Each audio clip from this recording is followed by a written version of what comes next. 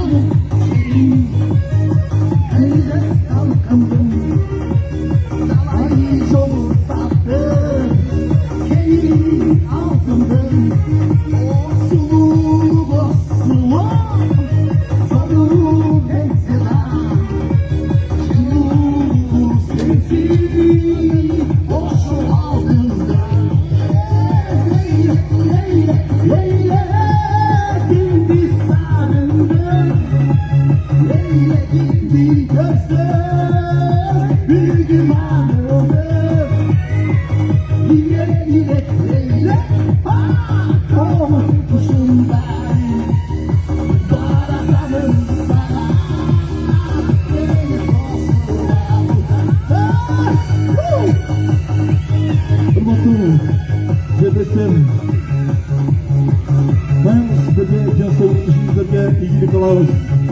Geçmişten ormanızdan. Allah!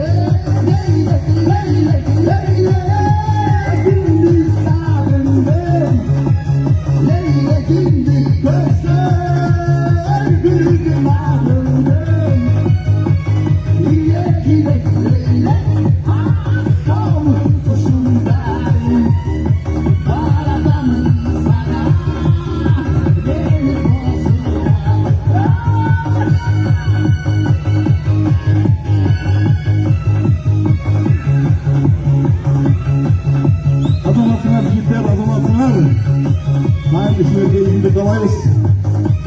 Bu bilgen bu bizde en meşhur Moskva'da çok sürekli yürüyorlar.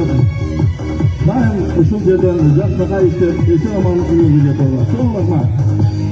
Hey! Rahman Cikter.